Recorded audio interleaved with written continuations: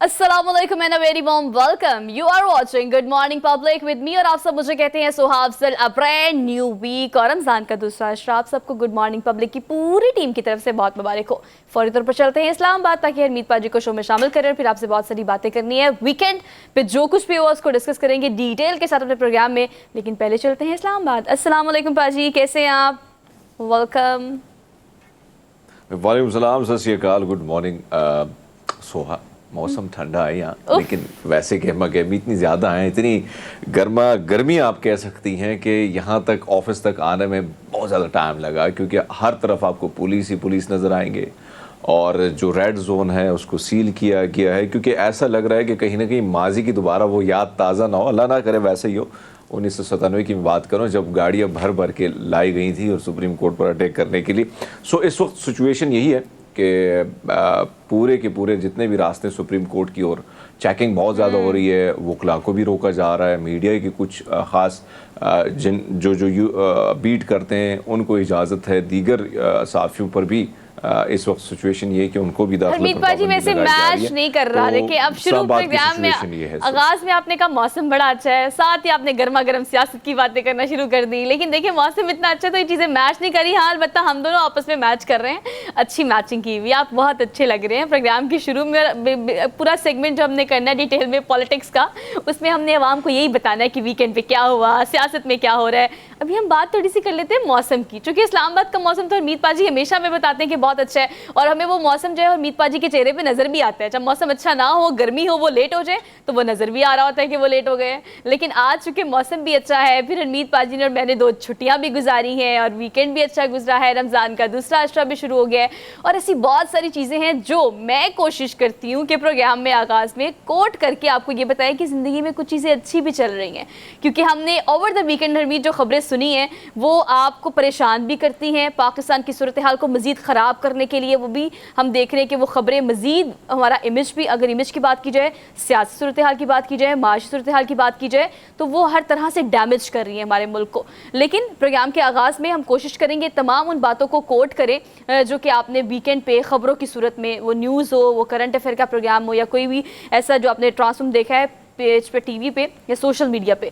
हरमीत पाजी प्रोग्राम के आगाज़ में हम जिक्र कर लेते हैं ज़रा वो भी अक़लियती बरादरी के साथ होने वाले पिछले 3 दिनों में वो वाक़यात जिसने पाकिस्तान की अक़लियती बरादरी के हकूक़ पर एक सवालिया निशान उठा दिया है। हम चूँकि देखते हैं कि मैंने बचपन से लेकर अब तक ये देखा है कि अक़लियती बरादरी के लिए मेरे दिल में एक सॉफ्ट कॉर्नर है। आप चूँकि जानते हैं कि हम कितना आपस में एक्सचेंज करते हैं अपने आइडियाज़ को, और अगर हम धर्म की बात करें, अगर हम वैल्यूज़ और नॉर्म्स की बात करें, लेकिन एक बात जो हमने देखी इस दफ़ा वीकेंड पे, ना सिर्फ सिख बरादरी हरमीत पाजी बल्कि मसीही बरादरी और उसके साथ साथ दीगर मज़ाहिब जो है उनसे ताल्लुक़ रखने वाली कुछ ऐसी पर्सनैलिटीज़, कुछ ऐसे लोग जिनको हलाक किया गया, कत्ल किया गया और निशाना बनाया गया। अब ये दहशत गर्दी है या फिर ये एक मुनज़्ज़म एक हो सकती है दहशत गर्दी, जिसके बारे में अभी तक डायग्नोस करने की कोशिश की जा रही है और इसके बारे में तफ्तीश अभी जारी है। लेकिन वीकेंड पे ये खबरें जब हमने हरमीत पाजी सुनी तो यकीनन ये एक ऐसी बुरी खबर थी जिसने बहुत परेशान किया, खासतौर पर रमज़ान में ऐसा होना ज़्यादा परेशान कुन था हमारे लिए।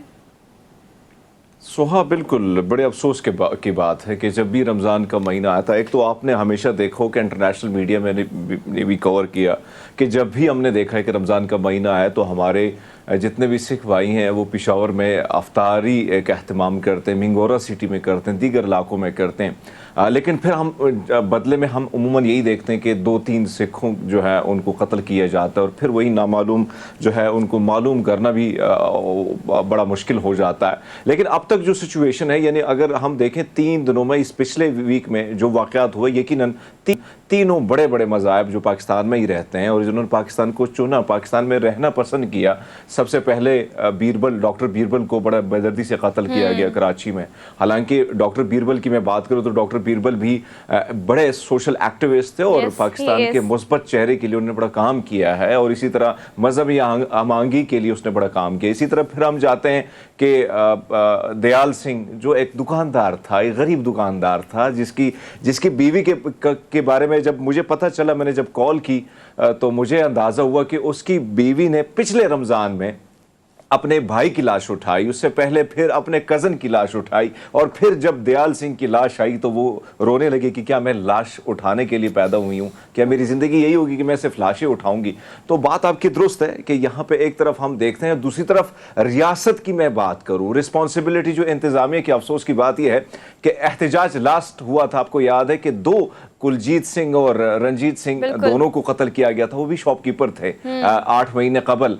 तो जब सिखों ने एहतजाज किया, प्रोटेस्ट किया पेशावर प्रेस क्लब के सामने, तो इंतजामिया इस कदर बुरा मान गई कि उनको औकात उनकी दिला दी कि भाई आप अपनी अकलियत के लोग हैं, माइनॉरिटी के लोग हैं, आप ज़्यादा उछल के ना आया करें, आपको इतनी आज़ादी हमने नहीं दी कि आप आ जाके प्रेस क्लब जाके और इंटरनेशनल मीडिया को आप इंटरव्यू दें, आप सब अच्छा कहें, सब अच्छा कर राग अलापें तो सब अच्छा है, वरना अगर आप इस तरह बोलेंगे तो फिर हम आपकी कोई मदद नहीं करेंगे। और क्या हुआ ये बताना लाजिम है सोहा कि 780A के तहत, इंसदादी दहशतगर्दी के तहत अगर किसी का कत्ल हो जाता है तो वो शोहदा पैकेज उसको मिलता है। कुलजीत सिंह और रंजीत सिंह बहुत ही गरीब थे, बहुत ही गरीब फैमिली से, और दयाल सिंह भी बहुत गरीब फैमिली से उनका ताल्लुक था, लेकिन उन दोनों को इसलिए पैकेज नहीं दिया गया कि भाई आप लोगों ने एहतजाज किया, आप लोगों ने प्रोटेस्ट किया, ये आप लोगों का हक ही नहीं प्रोटेस्ट करना, ये सिर्फ और सिर्फ मेजॉरिटी को प्रोटेस्ट करने का हक है, माइनॉरिटी खामोश रहेगी तो ठीक है।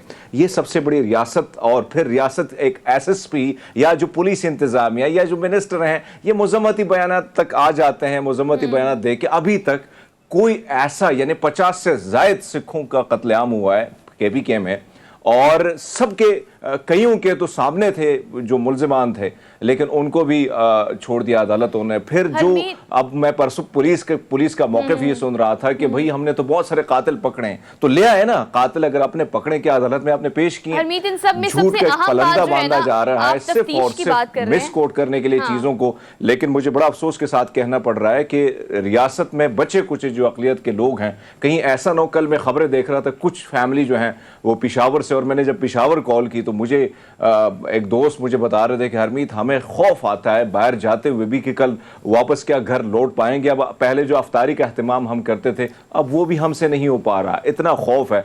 तो क्या अक़लियतों को तहफ़्फ़ुज़ देना कि यार रियासत की जिम्मेदारी नहीं है, रिस्पॉन्सिबिलिटी नहीं है, ये सवाल है। और मैं कल देख रहा था कि हिंदुस्तान कुछ फैमिलियां जो हैं वो जा रही थी, और इसलिए जा रही हैं कि उसकी वजह यह कि 1 करोड़ से ज़्यादा 30 लाख आपके पास हिंदू रह गए हैं, बचे कुछ सिख थोड़े बहुत रह गए, जो एक खूबसूरती है इस मुल्क की, जो चाह रहे हैं कि इस मुल्क के एक पॉजिटिव इमेज के लिए वो काम करें, लेकिन उसके लिए तहफ़्फ़ुज़ के लिए कोई इक़दाम नहीं किए जा रहे, जो कि अफसोस है। दागदार हो रहा है हमारा वो हिस्सा जो हमारे कौमी झंडे में, कौमी परचम में आप देखें कि जो सफ़ेद रंग है माइनॉरिटीज़ को रिप्रेजेंट करता है, और बड़ी खूबसूरती से मैंने पाकिस्तान में, और आपने भी हरमीत इस चीज़ की प्रैक्टिस देखी होगी, अगर हम पिछले चंद सालों को एक्सक्लूड कर दें कि हमने अक़लियती बरादरी के हकूक़ के लिए बाकायदा तौर पर देखा है पाकिस्तान में कि उन्हें हकूक़ मिले हैं, क्योंकि इंडिया में जो सूरत हाल होती है, दीगर ममालिक में जो होती है, उसकी निस्बत पाकिस्तान में अक़लियती बरादरी को तहफ़्फ़ुज़ हकूक़ देने के लिए हमेशा कोशिशें की गई हैं।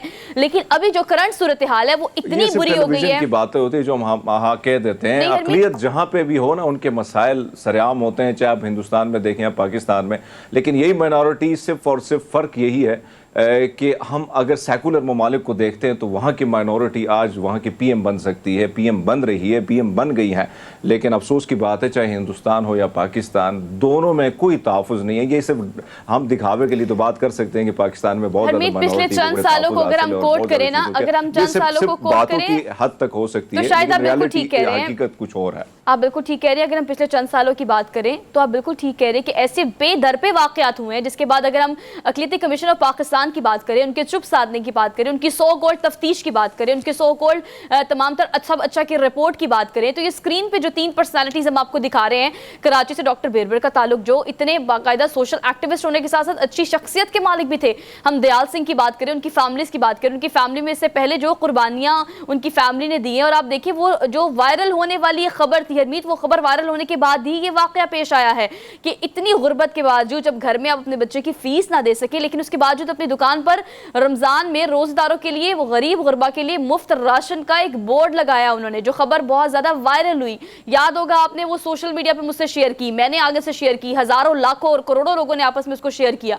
उसके बाद ये वाकया पेश आना, और उसके बाद अगर हम सूरत हाल की बात करें तो कराची से ही डॉक्टर बेरबल के अलावा काशिफ मसीह का ताल्लुक भी है। मतलब अगर हम क्रिश्चियन कम्युनिटी की बात करें, माइनॉरिटीज में ये तमाम धर्म आते हैं, ये तमाम मज़ाहिब आते हैं, जिससे ताल्लुक रखने वाले लोग पाकिस्तान में अपने आप को महफूज समझा करते थे, अपने आप को महफूज समझा करते थे। तो कराची और पेशावर ये दो ऐसे शहर जहाँ पर पे दर पे ऐसे वाक़यात हुए जिसके बाद सिर्फ और सिर्फ तफ्तीश की जा रही है, लेकिन होगा कुछ भी नहीं है आप और मैं जानते हैं, क्योंकि पिछले माजी में ये एक सिमिलैरिटी जो हरमीत देखने में आई है जो कि हैरान कुन भी है, परेशान कुन भी है, कि अगर हम सिख बरादरी के साथ होने वाले इस ज्यादती के टारगेट किलिंग की बात करें, जिसको दहशत गर्दी की टारगेट किलिंग कहा जा रहा है, हरमीत सिमिलैरिटी ये है कि हर दफ़ा ये रमज़ान में होता है, हर दफ़ा सिख बरादरी को टारगेट किया जाता है और महीना रमज़ान का होता है।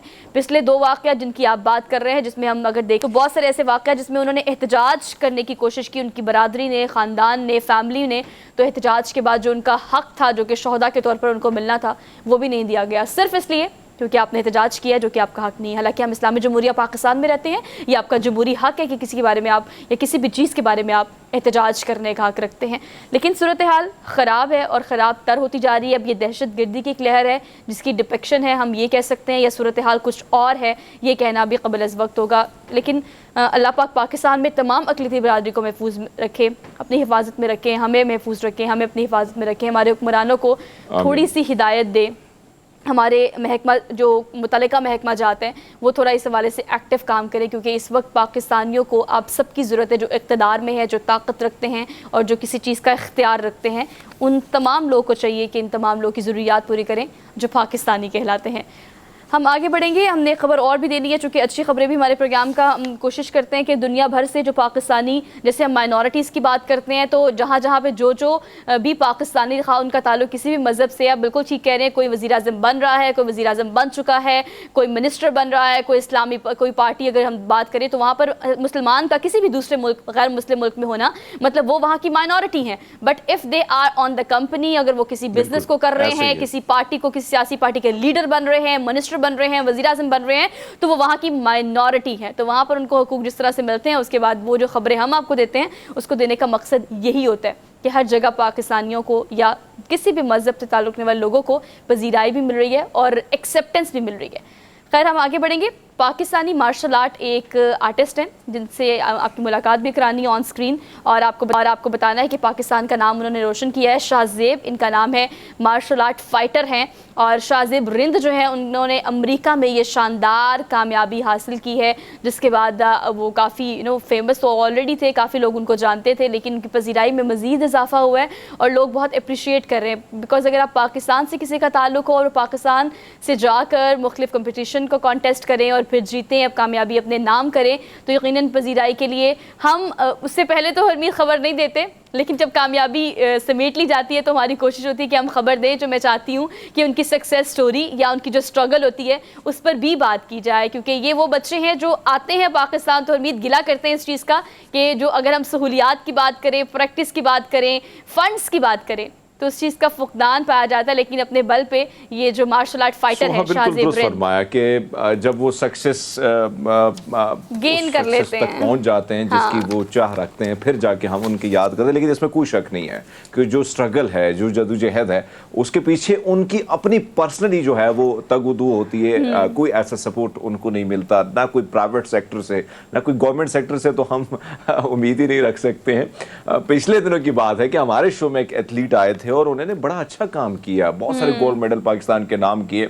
तो मुझे उन्होंने मैसेज किया कि जनाब हरमीत साहब, अगर आप मेरे लिए कोशिश करें कि कोई स्पॉन्सर हो जाए, क्योंकि आप लोगों ने हमेशा, पब्लिक टीवी का ये काम रहा है कि उन्होंने हमेशा पाकिस्तान के एथलीट को बड़ा सपोर्ट किया है। तो मैंने जनाब से कोशिश, मैंने कहा मैं कर सकता हूँ, मैं अभी तक अपने लिए कोई कपड़ों के स्पॉन्सर नहीं ढूंढ पाया, तो आपके लिए क्या ढूंढ पाऊंगा, लेकिन कोशिश मेरी यही है कि मैं आपके लिए जितना कर सकूँ, हम टेलीविजन की स्क्रीन पर आपको बिठा सके, हम आपको जो आपकी आवाज़ है वो पार्लियामान तक पहुँचा सके। लेकिन बहरहाल बड़ी जदोजहद होती है, बड़ी मुश्किल होती है। और एक बात सोहा, आपने देखा होगा कि उमूमन जो है हम यहाँ पे देखते हैं कि जो आम आदमी है, यानी मिडिल क्लास से भी अप लोअर क्लास तक को जो लग रहा है, उसकी जदोजहद होती है। क्योंकि मैं बर्गर की तरफ अगर मैं जाता हूँ तो बड़ा मुश्किल से एसी से निकलना होता है, फाइट की तरफ जाना होती है, या गर्मी जो है वो सहनी होती है। ये एक आम आदमी होता है जो उठ के खड़ा होता है और जिसके दिल में चाह होती है कि वो वतन अजीज के लिए कुछ काम कर जाए। तो मेरे ख्याल में इनको जितना भी सपोर्ट करना है, जितने भी प्राइवेट सेक्टर में बैठे लोग हैं जो स्पॉन्सर्ड कर सकते हैं, और वो बहुत सारे लोगों को स्पॉन्सर करे, तो वाई नॉट ये लोग जाके क्या क्या नहीं करते। तो मेरे ख्याल में शाहजेब को खराजी तहसीन पेश करते हैं और हमारी गुजारिश है कि सियासत से कभी निकल कर हमारे जो जनाब बैठे हुए पार्लियामान में कभी वो इस तरफ भी सोचे तो मुल्क आगे बहुत तेजी से बढ़ सकता है। लेकिन मसला ये कि सिर्फ और सिर्फ जंग जो है वो कुर्सी तक ही महदूद है, जिसकी वजह से हमारे एथलीट भी जो है वो कहीं ना कहीं नाला होकर साइड में बैठ जाते हैं। हरमीत, हमारे एथलीट्स या किसी भी स्पोर्ट से ताल्लुक़ रखने वाले खिलाड़ी जो है वो बाज़ुकात किसी भी मुल्क की पहचान हुआ करते हैं। हमारे पास ऐसे हैशटैग नेम्स भी है। आप सानिया मिर्ज़ा को देख लें, आप मेसी को देख लें, मतलब वो ममालिक जो है वो इन खिलाड़ियों के नामों से जाने जाते हैं, वो इनके मुल्क होने से जाने जाते हैं। तो पाकिस्तान में इस तरह का 1001 टैलेंट मौजूद है जो कि पाकिस्तान की पहचान बन सकता है, जो कि पाकिस्तान के नाम को पूरी दुनिया में अलग एक पहचान दे सकता है, बशर्ते ये कि उन पर थोड़ी सी तवज्जो दी जाए या उन पर काम किया जाए। तो मेरे ख्याल से हम आश कर सकते हैं उनको पूरी दुनिया में। खैर, हम प्रोग्राम में आगे बढ़ेंगे, अगली खबर पर चलेंगे, लेकिन अगली खबर पर जाने से पहले आपको पता है पूरा एक रनडाउन तो हमने आपसे शेयर करना होता है, लेकिन मुझे लगता है क्विकली हरमीत इस खबर को शामिल कर लेते हैं कि खुजराब पास जो है बाकायदा 3 साल बाद उसे खोल दिया गया है। और आपको पता है कि 3 साल ये डायरेक्ट जो ट्रेड थी, डायरेक्ट तिजारत जो थी वो बंद रही थी। और अब ये एक खुश आइन बात है यकीनन, क्योंकि हमने हमेशा चीन को पाकिस्तान का दोस्त मुल्क ही पाया है और हमने हमेशा देखा है कि मुश्किल हो परेशानी हो हमारे साथ खड़े रहते हैं और हमारे साथ एक दोस्त होने के साथ साथ ऐसा मुल्क भी जिसको हमने तरक्की करते हुए देखा है, जिसको हमने तरक्की पजीर होने से अब तरक्की याफ्ता ममालिक में हमने देखा है कि किस तरह से उन्होंने अपने आप पे काम किया है। तो दोस्त ममालिक होने के साथ साथ हम बहुत कुछ सीख सकते हैं उस मुल्क से, कि चाहे वो कोरोना वायरस हो जो कि एपिसेंटर था बाकायदा तौर पर चीन का, लेकिन उसके बावजूद भी किस तरह से उन्होंने उस बीमारी को ओवरकम किया, अपने मुल्क को बेहतर किया और आज दुनिया की सुपर पावर्स में वो कंसीडर किया जाता है, देखा जाता है। पूरी दुनिया में उनकी तजारत का एक पूरा नेटवर्क है जो फैला हुआ है। लेकिन पाकिस्तान में चूँकि CPEC की अगर हम खासतौर पर बात करें तो समझा ये जाता था हरमीत, और हम देखते थे कि इसकी वजह से नॉर्दर्न एरियाज में बहुत डेवलपमेंट हुई है, मतलब बहुत सारी शहराएँ बनी हैं, वो एरियाज बहुत डेवलप हुए हैं, सारा कुछ CPEC की वजह से था। मैंने CPEC को बाकायदा गवादर में विजिट भी किया हुआ है, बजाते खुद मैं वहां गई हूं, तो वो देखकर लगता था कि yes that will be like वो कुछ होगा इंशाल्लाह इन कमिंग फ्यू ईयर्स। लेकिन CPEC और खुजराब पास जो इसको 3 साल तक बंद रखा गया। बड़ी अच्छी बात की शुरुआत में कि आपको एक अच्छा दोस्त मिल जाए, एक अच्छी कंपनी मिल जाए तो इंसान तरक्की कर जाता है। यकीनन एक निकम्मा दोस्त जो है वो भी अच्छे दोस्त को देख के आगे निकल जाता है, लेकिन मसला ये है कि अच्छे दोस्तों के साथ साथ हम वही निकम्मे रहे। लेकिन बहरहाल ये जो हो रहा है बहुत अच्छी बात है कि मुझे याद है कि मेरे गाँव तक जाने के लिए रावलपिंडी या इस्लामाबाद से जब हम अपने गांव की तरफ जाते थे तो मुझे 7 से 12 घंटे, 8-9 घंटे और 12 घंटे ये हमें लगते थे वहां पहुंचने के लिए। और अब मैं जब यहां से निकलूं तो तकरीबन 3 घंटे में मैं अपने घर पहुंच जाता हूं। तो ये बड़ी बात है, बड़ी ज़बरदस्त सी बात है। और हम देख रहे हैं कि ये जो CPEC की अगर हम बात करें तो एक ऐसा इनकलाबी प्रोजेक्ट है जिससे पाकिस्तानियों की, चाइनीज़ ने तो अपनी तकदीर बदल ली है, वैसे आगे मज़ीद तरक्की कर जाएंगे, लेकिन कुछ न कुछ जो है यहाँ पे भी होगा तो मेरे ख्याल में पाकिस्तानियों की भी तकदीर बदल सकती है। और जिस तरीके से काम चल रहा है, जिस तरह हम देख रहे हैं कि मुख्तलिफ पोर्ट्स बन रहे हैं, और फिर उसी तरह आपने गिलगित बल्तिस्तान की बात की तो वहाँ पे भी, और जैसे जैसे ये शाहरा मुकम्मल तेज़ी से गुजर रही है तो मेरे ख्याल में वो जो लंबे दूर दराज फासले थे वो भी कम हो जाएंगे और कहीं ना कहीं एक नया कारोबार के हवाले से एक नया इनकलाब जो है मेरे ख्याल में बर्पा होगा। और फासले जब कम होते हैं तो बहुत सारी चीज़ों में आसानियाँ पैदा होती है, बहुत सारे कल्चर, बहुत सारी ज़ुबानें, बहुत सारे ऐसी चीज़ें जिनसे हम दूर होते हैं उन तक हमारी कुर्बतें बढ़ जाती हैं। बिल्कुल ठीक कह रहे हैं, और इसी बात से हम आगे बढ़ते हैं और आगे बढ़कर आज की टॉप स्टोरीज आपसे शेयर करते हैं कि इंटरनेशनल पर्सपेक्टिव में जो सारी खबरें थी हमारे पास वो हमने आपसे शेयर की। अब चलते हैं मुल्की सूरत हाल में, यानी टॉप स्टोरीज में आपको पता है हमेशा जो मुल्क में हो रहा है उसमें top of the all top stories में सियासत को हम डिस्कस करते हैं। और सियासत की अगर हम अपनी मुल्की सियासत की बात करें तो हमारे मुल्क में इस वक्त सियासत के अलावा हो ही कुछ नहीं रहा, मतलब हम क्या ही किसी और चीज़ के बारे में बात करें, सिर्फ सियासत सियासत सियासत हो रही है। अगर हम सियासी सूरत हाल की बात करें तो KPK और पंजाब असम्बली में होने वाले इलेक्शन की एक ड्रामाई समाज जो है वो सुप्रीम कोर्ट में जारी है। बेंच जो है वो 9 से पहले 5 हुआ, 5 से उसके बाद 4 हुआ और 4 से अब 3 हो गया है। लेकिन जहां फुल कोर्ट का मुतालबा सुप्रीम कोर्ट से किया जा रहा है वहां पर बेंच बन रहे हैं, बेंच टूट रहे हैं, बेंच कम हो रहे हैं, फुल कोर्ट का मुतालबा, लेकिन ये बेंच कम से कमतर होता चला जा रहा है। तो ये 3 रुकनी बेंच जो है इसने अब एक फैसला सुनाना है। अब पता नहीं ये 2 रुकनी हो जाएगा, उसके बाद कुछ नहीं तो खैर सुप्रीम कोर्ट के चीफ जस्टिस ही शायद फैसला सुनाए, लेकिन फैसला आना चाहिए क्योंकि 90 दिन के अंदर अंदर इलेक्शन होना आइन का वो हिस्सा है जिसको किसी तौर पर भी डिनाई नहीं किया जा सकता। खैर इसको डिटेल में डिस्कस करेंगे आज के प्रोग्राम में, आज की टॉप स्टोरीज में। इसके अलावा आगे बढ़ेंगे और चूंकि मैंने देखा है हरमीत कि कोविड-19 के बाद इस चीज़ ने बहुत एक्सपैंड किया है। मैं आईटी की बात कर रही हूँ, मैं ई कॉमर्स की बात कर रही हूँ, मैं ऑनलाइन बिजनेस करने की बात कर रही हूँ, मैं सोशल मीडिया की बात कर रही हूँ, बिकॉज बहुत सारे लोगों को आखिरकार कोविड-19 जैसी ट्रेजेडी से ही लेकिन समझ आया कि कारोबार घर बैठकर भी किया जा सकता है। इवन दो कि आप बाकायदा कारोबार रन कर रहे हैं, फिजिकल आउटलेट है, आपकी फैक्ट्री है, आपकी मिल है, आप जो भी काम कर रहे हैं, लेकिन उसके बावजूद भी पूरी दुनिया में काम करने के लिए, अपना नेटवर्क फैलाने के लिए, ऑनलाइन काम करने के लिए कुछ टिप और कुछ ट्रिक्स बहुत ज़्यादा ज़रूरी हैं। तो हमेशा ऑन एंड ऑफ 1-2 हफ्ते बाद हम प्रोग्राम में ऐसी चीज़ें ज़रूर शामिल करते हैं जिसमें आपको अच्छी अच्छी टिप्स दी जा सके कि अगर आपने ऑनलाइन काम करना है या ऑनलाइन पे स्विच करना है तो हाउ इज़ इट पॉसिबल। तो आज कुछ अच्छी टिप्स जो हैं वो ऑनलाइन बिजनेस के हवाले से हम ज़रूर आपसे शेयर करेंगे, चाहे वो स्मॉल स्केल हो या लार्ज स्केल हो। तो अगर आप बिजनेस शुरू करना चाहते हैं, don't miss it out this segment. आगे बढ़ेंगे, आगे बढ़ के चूँकि हमने रमज़ान की बात हर रोज़ करनी है, रमज़ान का मुक़द्दस महीना है और उसके बाद फिर रमज़ान का खूबसूरत तरीन दूसरा अशरा, मग़फ़िरत का अशरा, के पूरे साल में एक महीना जिसको अफजल तरीन कहा गया है, फिर अफजल तरीन महीने में ऐसा दूसरा अशरा जिसमें अल्लाह ताला अपने बंदों को तमाम साल में जो भी आपने बुराइयाँ की हैं, जो भी आपको लगता है कि वो इंटेंशनली या अनइंटेंशनली आपसे हो गई हैं, उसके लिए मग़फ़िरत का वाहिद पूरा अशरा जिसमें आप अल्लाह से माफ़ी मांग सकते हैं, मग़फ़िरत की इल्तिजा कर सकते हैं। तो खैर इसको हम डिटेल में डिस्कस करेंगे आज के प्रोग्राम में कि आप किस तरह से मुस्तफ़ीद हो सकते हैं और भरपूर फ़ायदा उठा सकते हैं। तो मज़हबी एतबार से इस प्रोग्राम में हम ये सेगमेंट ज़रूर शामिल करेंगे। इसके अलावा हमारे पास एक रिपोर्ट भी है। वो रिपोर्ट जो है वो हमने वैसे प्रोग्राम में काफ़ी दफ़ा शामिल भी की है, लेकिन वो टाइम की किल्लत की वजह से और टाइम की पाबंदी की वजह से हम आपको नहीं शेयर कर पाते, लेकिन आज अगर टाइम हुआ तो ये रिपोर्ट हम आपसे ज़रूर शेयर करेंगे।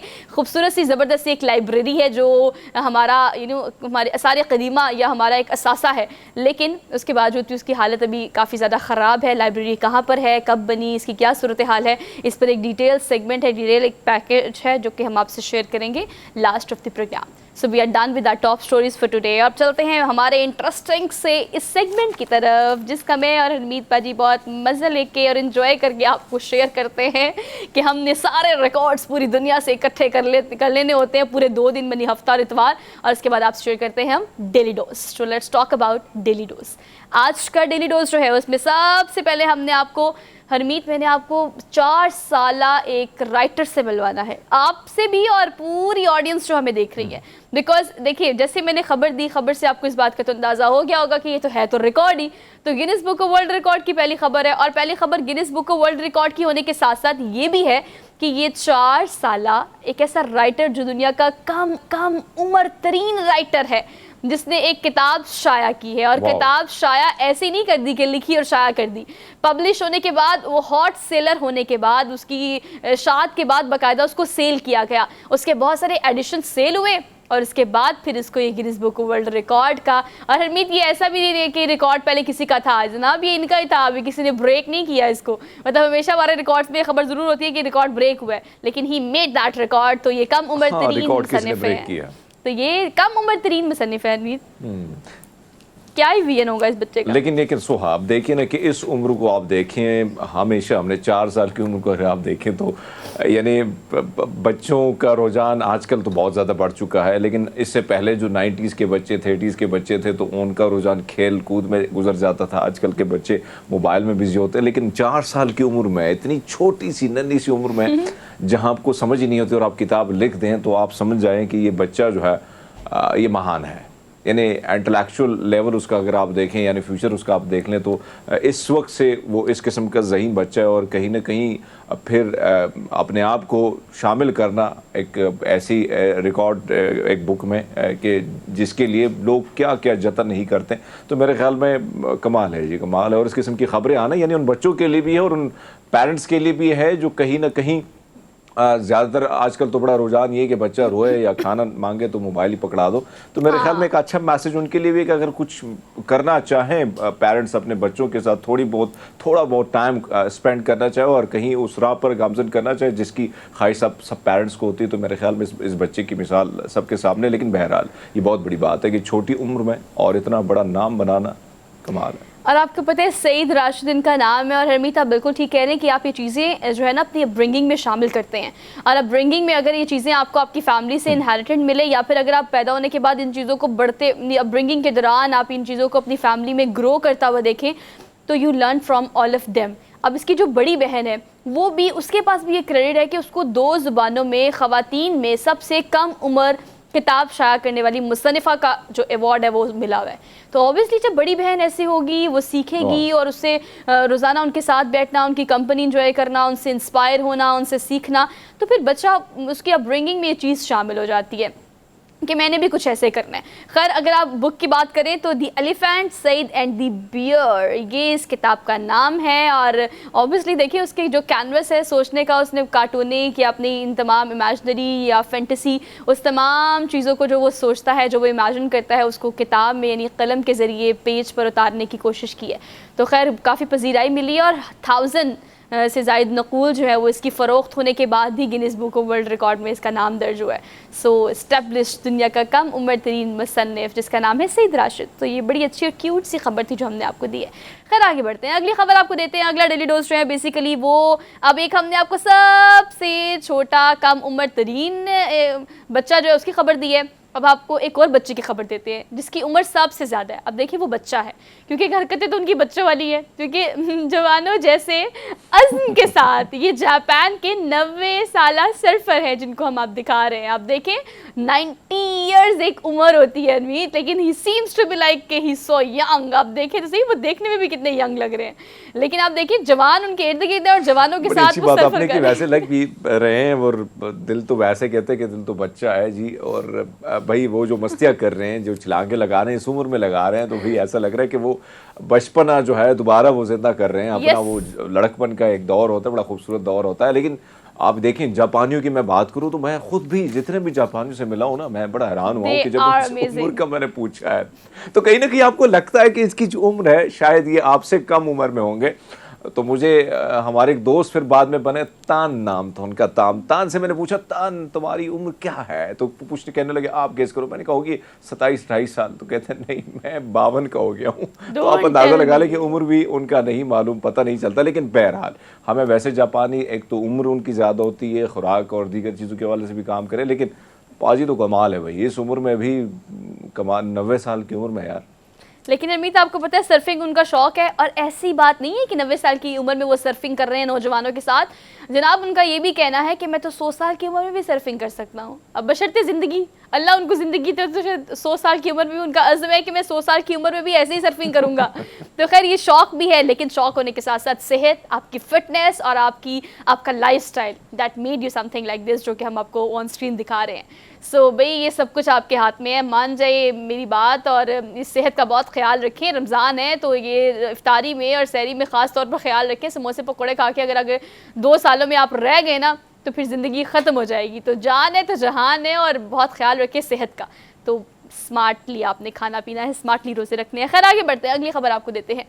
अगली खबर इस चीज़ का मुँह बोलता सबूत है कि आपके मसाइल जो पाकिस्तान में ना, अगर आप कराची में मौजूद ट्रांसपोर्टेशन की बात करें, कराची में मौजूद टूटी फूटी सड़कों की बात करें, लाहौर में ऐसे बहुत सारे एरियाज़ हैं जहाँ पर सड़कें बहुत टूट फूट का शिकार है। खैर लाहौर को पेरिस बनाने की एक कोशिश की वजह से लाहौर की सड़कें कदरें बेहतर हैं कराची से, लेकिन सूरत हाल लाहौर में भी ऐसी है। लेकिन फिर भी थोड़ी सूरत हाल कराची से बेहतर है। लेकिन आपको पता है ये मसाइल सिर्फ लाहौर कराची में नहीं है जनाब, ये मसाइल पूरी दुनिया में है। अब गेस व्हाट के मसाइल कहाँ पे हैं?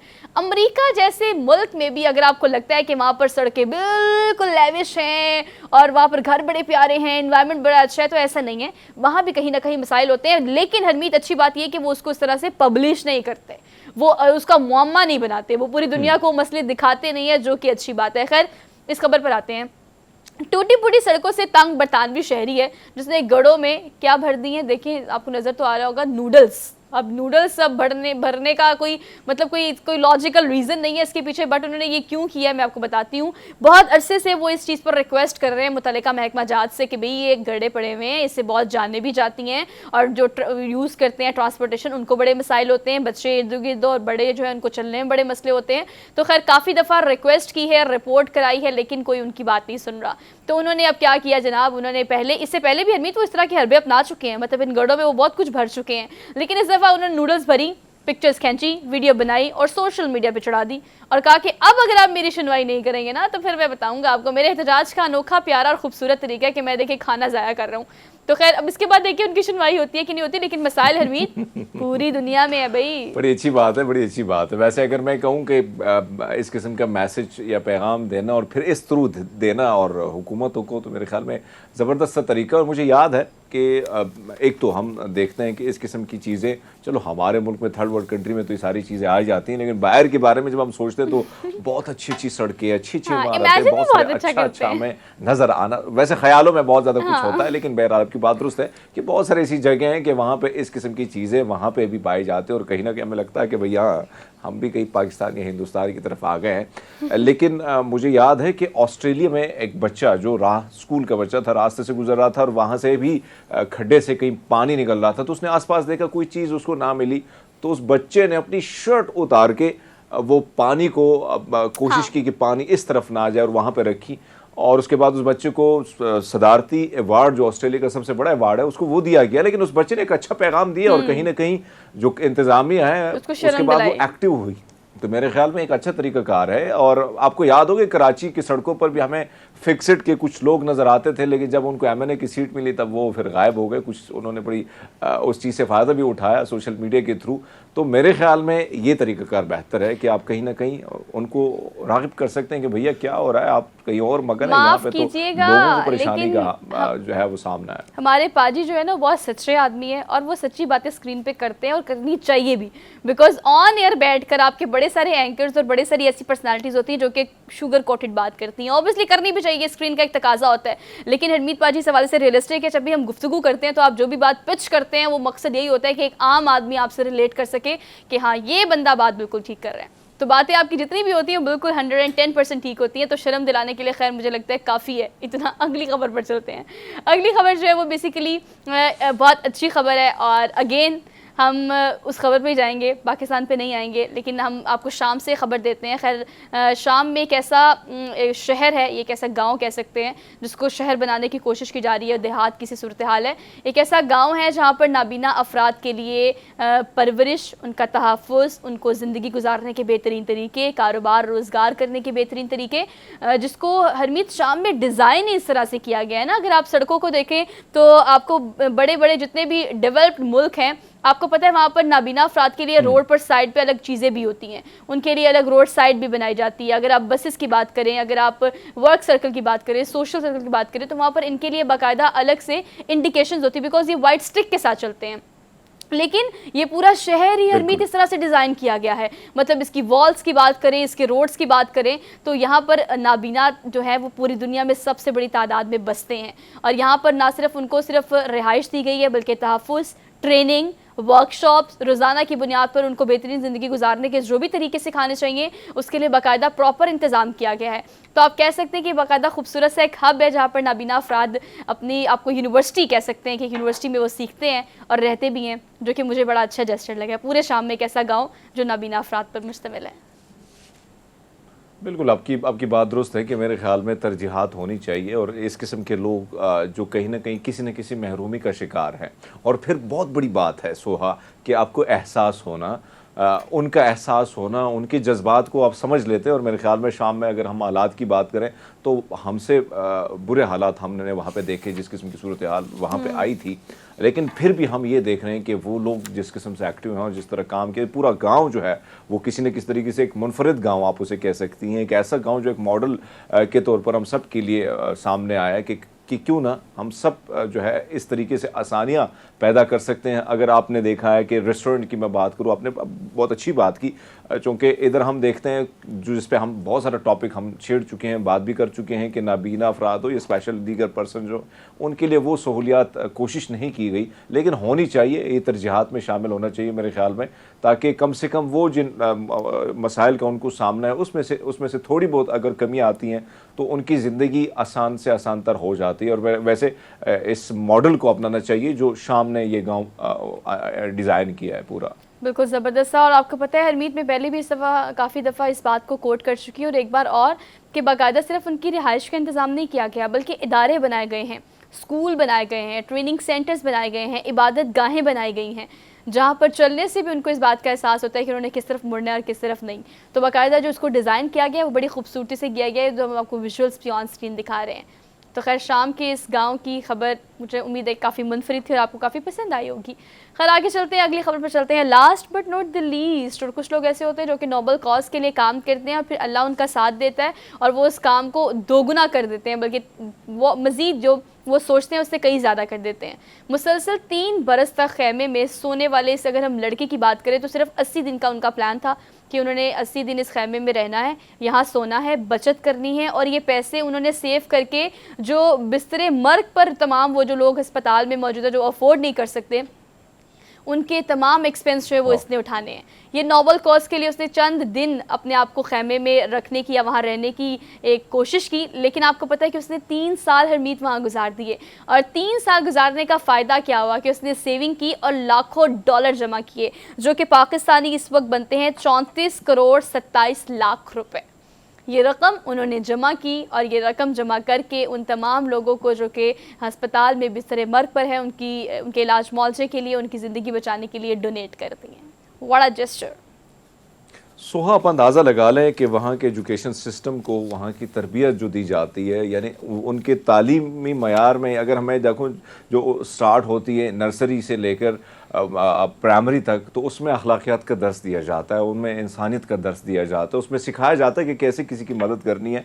इस मासूम से बच्चे को आप देखें कि इसने कितनी सख्ती झेली होगी, क्या क्या मौसम वहाँ के हमने जो है तरह तरह के मौसम भी आते जाते हैं, फिर इस छोटी सी उम्र में इतनी बड़ी सोच रखना यकीनन काबिल तहसीन है। हमारे यहाँ तो डॉलर हम इकट्ठे कर लेते हैं और फिर जाके बाहर के बैंकों में रख लेते हैं, हमारी तो सिर्फ यही सोच है। बड़ों की सोच है तो छोटों की सोच तो आप साइड पे कर लें, लेकिन बहरहाल हमें सीखना होगा, हमें इन सारी रिवायत को अपनाना होगा कि अगर अपने मुल्क को खुशहाल बनाना, किसी की हेल्प करनी है, किसी की खिदमत करनी है। और बारहा ये बात आप करती रहती हैं जो कि अच्छी बात है कि आसपास देखना ज़रूरी है, बहुत ज़्यादा ज़रूरी है। और आपको पता है कि छोटा सा बच्चा अगर ये कोशिश करता है तो हम पे तो बाकायदा जिम्मेदारी आयद होती है कि हम ख्याल रखें, क्योंकि सफ़ेद पोश तबका इतनी बड़ी तादाद में ख़ास तौर पर अब पाकिस्तान में मौजूद है। जो मांगने वाले हैं वो तो अपना हक मांग लेते हैं, वो तो अपना दर्द सुना देते हैं, लेकिन सफ़ेद पोश तबका जो है वो नहीं बता सकता, वो आप तक नहीं पहुँच सकता। अपने घर से बाहर कदम रखेंगे ना तो आपको 1001 फैमिलीज़ ऐसी मिलेंगी जो कि अभी इस वक्त ना सहर कर सकती हैं, ना इफ्तार कर सकती हैं, ना स्कूल भेज सकती है अपने बच्चों को, और top of the all Eid मनाने की सोच भी नहीं सकती। तो उनका खैर ख्याल करें। इस बच्चे की कोशिश भी यही थी कि वो तमाम लोग जो अफोर्ड नहीं कर सकते इलाज मुआवजा, उनकी मदद करें। और सिर्फ टारगेट हरमीत क्या था, 100 पाउंड कि मैंने 100 पाउंड जमा करने हैं, लेकिन हौसला अफजाई मिली, गैर मामूली हौसला अफजाई मिली। तो वो 3 साल इस खैमे में गुजार दिए और खैमा जो है कैंप के तौर पर उन्होंने अपने घर के गार्डन में लगाया।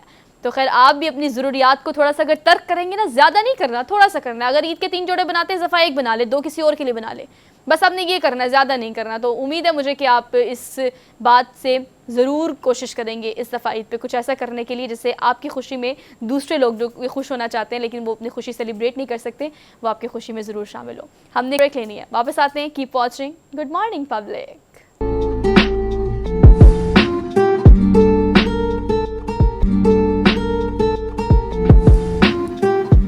Welcome back after the break. So basically अगर पाकिस्तानी सियासत की बात करें, बल्कि पाकिस्तान में सियासत की ही बात करते हैं, बिकॉज अभी इस वक्त पाकिस्तान में हम देख रहे हैं कि सियासत के अलावा कुछ और हो नहीं रहा।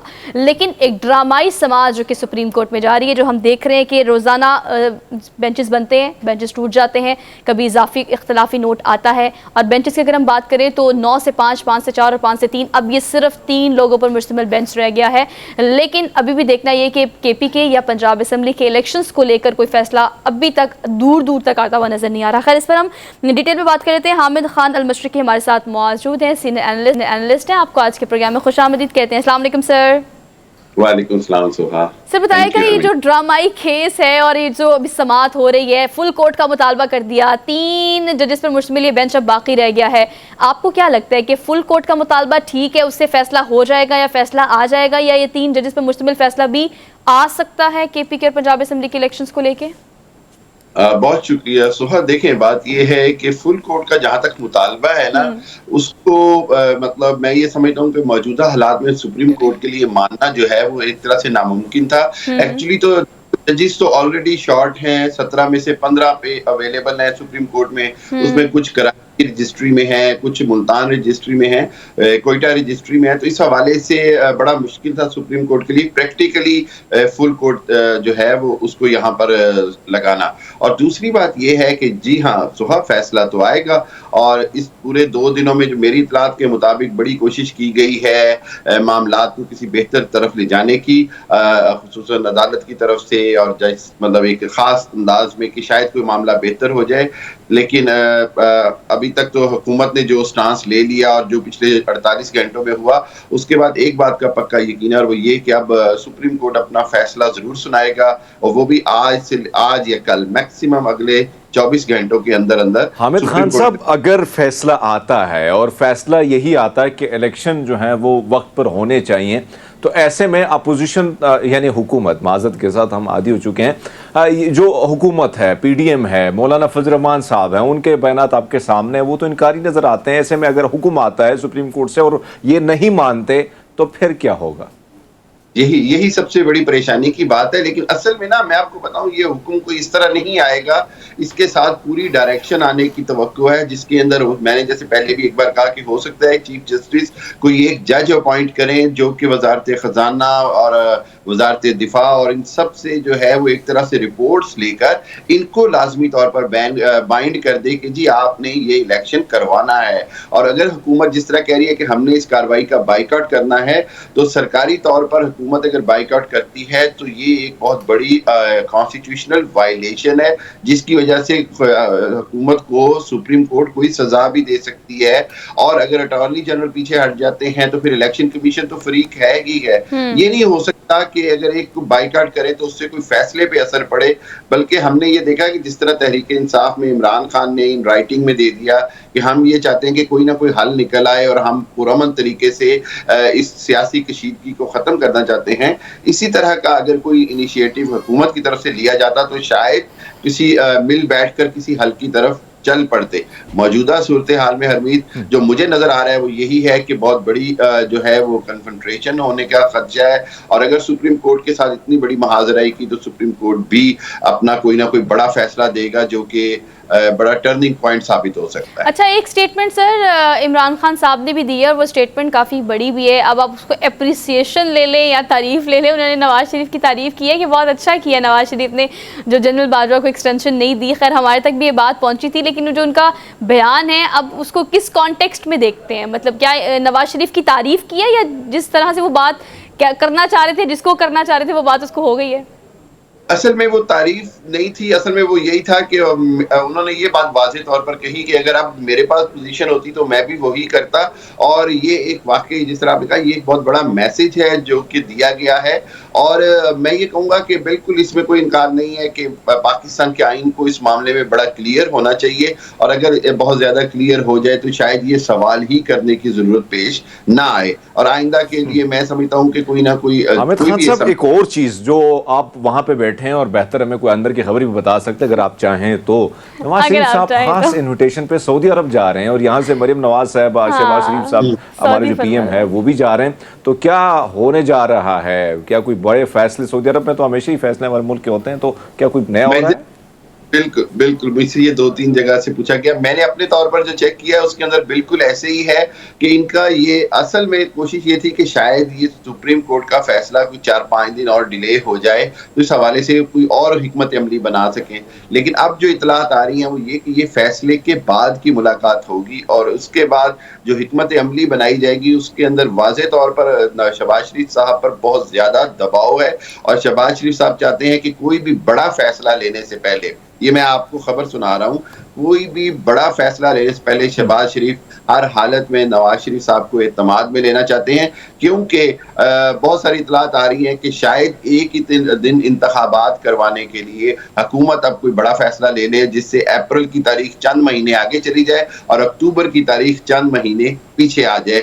इस बड़ा फैसला लेने के लिए ये जो सऊदी अरब का टूर है शहबाज शरीफ साहब का और भी बहुत सारे लोग वहां पहुंच रहे हैं, बड़ी अहमियत का हामिल है। सर आप बिल्कुल ठीक कह रहे हैं, लेकिन इंडिकेशन आपको क्या आ रही है? मतलब अगर आप नवाज शरीफ की बात करें तो क्या पाकिस्तान आने से पहले, क्योंकि सऊदी फरमानरवा शाह सलमान जो उन्होंने दावत तो थी है, लेकिन वो एक जो तैयारे के जरिए जाएंगे, वहाँ मरियम नवाज भी उनके साथ जाएंगी, फिर कहा यह जा रहा है कि शहबाज शरीफ भी यहाँ से जाएंगे, और फिर यहाँ पर अगर काबीना की बात करें तो बड़े अहम नाम है जिन्होंने तैयारी कर ली है तीसरे अशरे में वहाँ जाने की।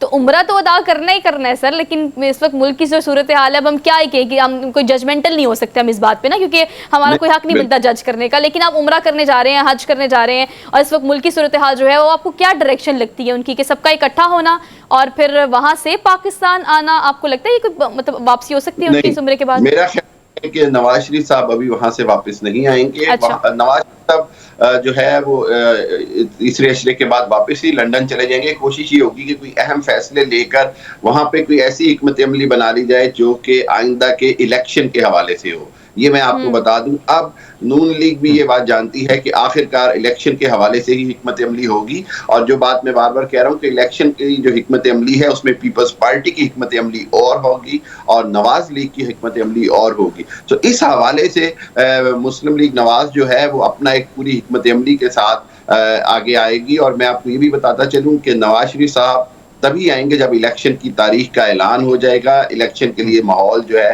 वो पूरी तरह से साजगार और जिसको कहते हैं ना पूरी गर्मा गर्मी होगी इलेक्शन की। साहब उससे पहले नहीं आएंगे।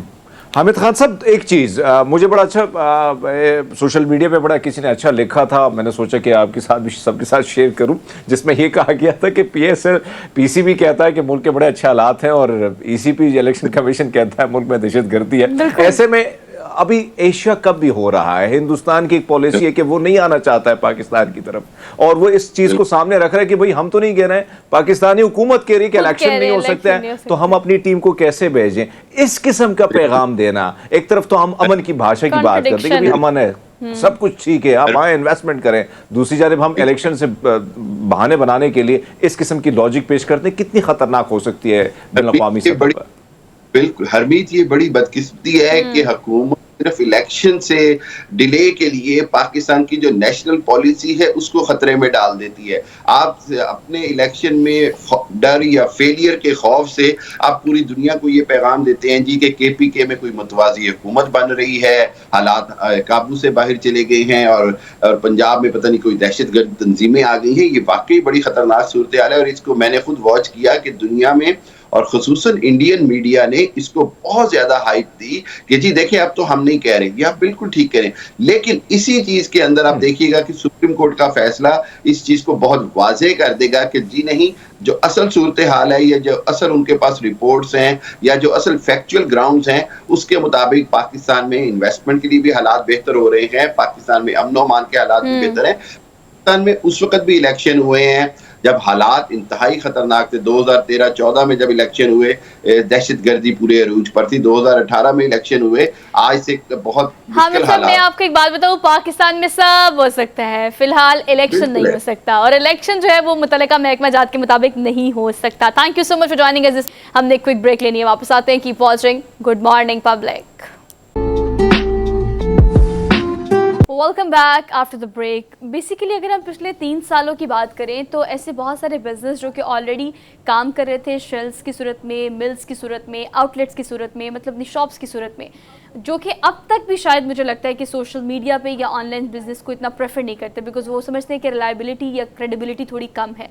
हम शहबाज साहब इस हवाले से भी बात करेंगे कि बहुत सारे ऐसे हैशटैग बड़े जो ओल्ड माइंड बिजनेसमैन हैं जो पढ़े लिखे नहीं हैं, वो भी बहुत बड़ी तादाद में है, इसमें कोई दो राय नहीं है। अब उन्हें इस बात पे कन्विंस करना कि ऑनलाइन बिजनेस पे अपने बिजनेस को स्विच करना पाकिस्तान की मार्च सूरत हाल को बेहतर करने के लिए भी ज़रूरी है, ज़र मुबादला के लिए ज़रूरी है, और आपके अपने बिजनेस को एक्सपैंड करने के लिए भी ज़रूरी है। कोविड-19 के पहले की अगर हम बात करें तो ऑनलाइन शॉपिंग पे या ऑनलाइन परचेजिंग पे हम इतना रिलाय नहीं करते थे, बिकॉज होता कुछ था, दिखता कुछ था और डिलीवर कुछ और होता था। लेकिन अब सारे बिजनेस ऑनलाइन है, लेकिन अभी भी बहुत बड़ी तादाद पाकिस्तान में ऐसे बिजनेस की है जो कि ऑनलाइन शिफ्ट नहीं करना चाहते, बिकॉज वो समझने की आईडी ठीक नहीं है या हमें आएगा नहीं। इस हवाले से क्या कहेंगे?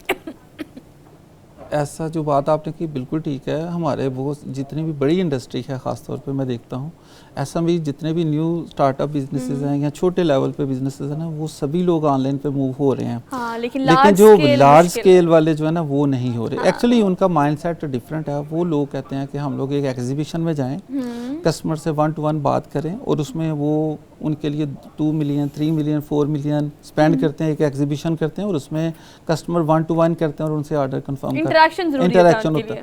उनका माइंडसेट ऐसा होता है, इस वजह से वो इस पे मूव नहीं। एक स्टार्टअप है, उसको अगर 3 मिलियन 4 मिलियन लगा के अगर एग्जीबिशन करना पड़े, वो कहाँ कर सकता है? नहीं कर सकता। उसके पास इतनी इन्वेस्टमेंट नहीं होती। तो उसके लिए सबसे आसान जो होता है वो होता है ऑनलाइन उसको कोई ऐसा पोर्टल मिल जाए जिसमें अपनी प्रोडक्ट डिस्प्ले करता है, अपनी शोकेस करता है और उसको लोगों को इंटरनेशनली अपनी शो ऑफ करके उससे ऑर्डर ग्रैब करता है। जैसे जब मैंने इसका अलीबाबा को पाकिस्तान में इंट्रोड्यूस करवाया, ये एक बहुत बड़ी मार्केट है, पूरी दुनिया की इस वक्त कह लें कि ये सबसे बड़ी मार्केट है B2B बिजनेस में। पूरी दुनिया यहाँ से बाय कर रही है। ठीक है। ना सिर्फ ये कि बाय करती है, बल्कि अगर आप देखें अमेज़ॉन है तो अमेज़ॉन खुद कहता है 60% जो है बाइंग जो होती है वो alibaba.com से होती है। तो इसका मतलब पूरी दुनिया के जितने भी बायर हैं वहाँ से बाइंग करते हैं। बिल्कुल ठीक। इसमें पाकिस्तानी जो सेलर हैं अल्हम्दुलिल्लाह सियालकोट में वो 4000 प्लस सेलर हैं जो सिर्फ और सिर्फ इस पे सेलिंग कर रहे हैं। लेकिन यहाँ पे लाहौर में अगर मैं देखता हूँ तो अनफॉर्चुनेटली मुश्किल से 5 या 7 लोग होंगे, वो भी बड़ी मुश्किल से इंसिस्ट किया है। वो ये समझते हैं सियालकोट के अलावा लोगों को ये नज़र आता है, शायद मैं देख रहा हूँ या बड़ी इंडस्ट्री को या अदर सिटीज़, वो समझते हैं कि alibaba.com एक इंपोर्ट करने का एक सोर्स है, यहाँ से सिर्फ इंपोर्ट होती है। अब डेफिनेटली पूरी दुनिया से अगर बाइंग कर रहे हैं तो इसका मतलब वहाँ सेलर भी तो हैं मौजूद है। और वहाँ पे जो सेलर की तादाद है वो तकरीबन कोई 2.5 मिलियन के करीब शॉप्स हैं और बाय करने वाले जो हैं 300 मिलियन प्लस रजिस्टर्ड बायर हैं। इसका मतलब अगर वो तनासब देखा जाए तो तकरीबन एक जो है बाय करने वाला तो उसके 10 खरीदने वाले हैं तो एक बाय करने वाला। तो ये कंपैरिजन अगर करें तो हमें तो अपनी प्रोडक्ट बस उस मार्केट में लेके जाने की ज़रूरत है। चाइना के अंदर जो सबसे सक्सेसफुल एक बिजनेस मॉडल है उसको कहते हैं ट्रेडिंग। ये सबसे आसान है। यानी हम लोग वो लोग क्या करते हैं, जो कंपनीज हैं वो डायरेक्ट भी खुद भी सेल कर रही होती हैं, आगे उनसे लोग क्या करते हैं उनकी प्रोडक्ट जो होते हैं उन्हीं को अब वो भी सेल कर रहे होते हैं। यानी कुछ भी नहीं खुद करते हैं इन्वेस्ट, बस उनसे प्रोडक्ट लेते हैं। अपना अकाउंट alibaba.com के अंदर किया हुआ है, उन्होंने भी वो प्रोडक्ट लगाई हुई है और जब कस्टमर का कोई ऑर्डर आता है वो उनसे वो प्रोडक्ट बनवाते हैं और उनको शिप कर देते हैं। ये देखिए, ये वो चीज़ है जिसके बारे में मैं सवाल करना चाह रही थी कि एक तो हम मिनिमम इन्वेस्टमेंट की बात कर रहे हैं, एक हम मैक्सिमम इन्वेस्टमेंट की बात कर रहे हैं, एक हम नो इन्वेस्टमेंट की बात कर रहे हैं कि you have that account over there.